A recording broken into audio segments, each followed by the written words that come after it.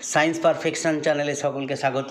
আজকে আমরা আলোচনা করব কাঁচের স্ল্যাবে প্রতিসরণের জন্য আলোকরশ্মির চ্যুতি, ডেভিয়েশন অফ লাইট রে for refraction through glass slab. চিত্রে একটি PQRS কাঁচের স্ল্যাব দেখানো হয়েছে, এটি বায়ু মাধ্যমে আছে।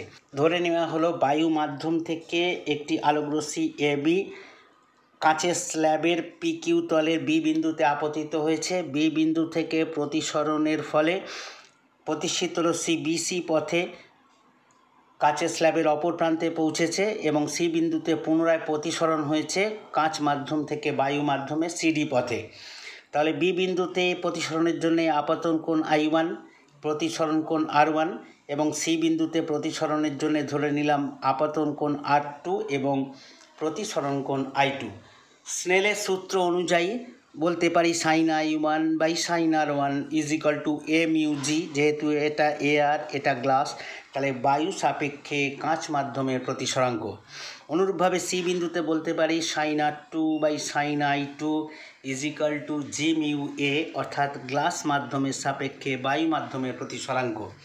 আমরা জানি এয়ার মিউ গ্লাস অর্থাৎ বায়ু মাধ্যমের সাপেক্ষে কাঁচ মাধ্যমের প্রতিসরাঙ্ক is equal to 1 by glass মাধ্যমের সাপেক্ষে বায়ু মাধ্যমের প্রতিসরাঙ্ক। তাহলে এয়ার মিউ গ্লাস আমরা পেয়েছি sin I1 by sin R1 is equal to 1 by glass mu air পেয়েছি, glass mu air is equal to sin R2 by sin I2। তাহলে পেলাম sin I1 by sin R1 is equal to sin I2টা উপরে চলে এলো sin I2 by sin R2।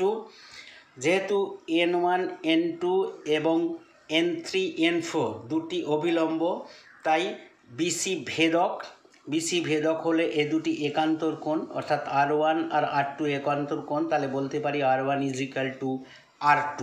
তাহলে এই সমীকরণে R1 is equal two R2 বসাবো, পেলাম sin I1 by sin R1 is equal to sin I2 by sin R2 জায়গায় আবার sin R1 লিখেছি, যেহেতু R1 সমান R2। sin R1 বাদ চলে গেল, তাহলে ফাইনালি পেলাম sin I1 is equal to sin I2, অর্থাৎ আমরা বলতে পারি I1 is equal two I2। অর্থাৎ কাঁচের স্ল্যাবের উপর আপতন কোণ ইজ ইকুয়াল টু কাঁচের স্ল্যাব থেকে বায়ুতে নির্গমন কোণ সমান। এখানে কোনো রকম আলোকরশ্মির চ্যুতি হয় না। ক্লাসটা ভালো লাগলে লাইক দেবে, বন্ধুদের সাথে শেয়ার করবে, চ্যানেলটিকে সাবস্ক্রাইব করবে। ধন্যবাদ।